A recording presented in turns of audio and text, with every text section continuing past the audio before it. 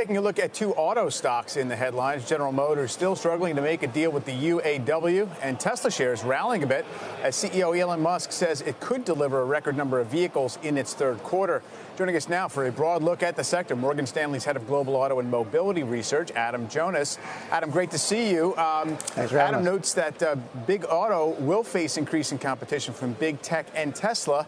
And Tesla may be among those best positions. So let's just get started, Adam, if you don't mind, by putting the current GM negotiations in some broader context here. What is at stake, not just in terms of dollars and cents for right now, in terms of what it might cost the company, but for GM's ability to kind of manage this transition into the future for this industry?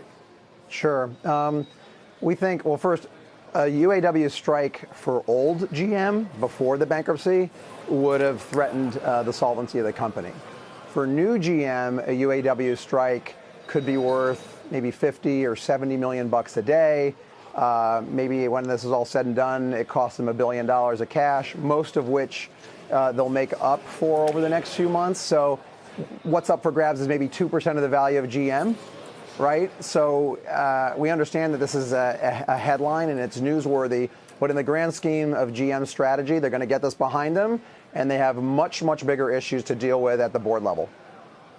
And those bigger issues, so from what you're saying, the outcome of this strike is not going to impede GM's flexibility in terms of what they do need to do in a grand plan. And where are they in terms of managing toward EV and autonomous?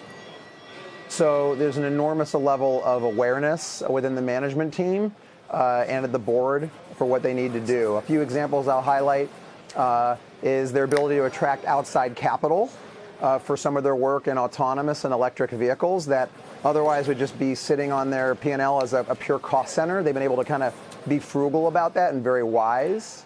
And I think that what's interesting, and I think it's gone unnoticed, is General Motors, they don't do hybrids anymore. They actually killed their hybrid program, the Chevy Bolt. The Chevy Volt. You might remember that. And they're going straight to all new electric, battery electric architectures. So, they're taking more of a clean sheet approach, and they're focusing on profitable units where they have proven they can dominate, like pickups and SUVs, and they're using that dividend to pivot the business for where they need to be in the next 10, 20 years. Adam, I want to move to autonomous. Things have been moving slower than some had anticipated. You acknowledged this in a recent report as well. You lowered your DCF, your discounted cash flow valuation on Waymo, for example. What are we seeing there in terms of the long-term opportunity and the length at which it's going to take us to get there? So Waymo within Alphabet is covered by our internet analyst, Brian Nowak.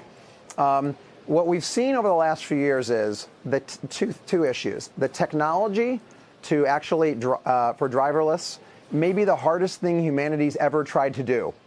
So the technological task itself and the data required to train a neural network is both very difficult and may take years to do.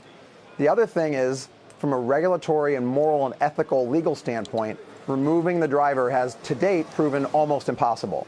If you can't remove the driver for regulatory reasons, then your business model doesn't work. If you don't have a business model, then you don't have revenue. So what Brian Nowak has done with Waymo is pushed out. He still acknowledged that there is progress that's going to be made, but the telemetry of adoption is more out and to the right.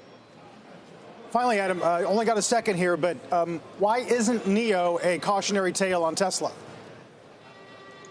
One could argue it could be. It could be argued both ways. Our China team even thinks that interest in Tesla ahead of the Model 3 domestic production in China may have contributed to some of the lack of demand at NIO. So I think it's a tale of you need to have stable, patient capital, and you need to have a best-in-class product. And no one at this point has surpassed Tesla for best product in the market. Adam, thanks very much for your time this morning. Appreciate it. Thanks for having us.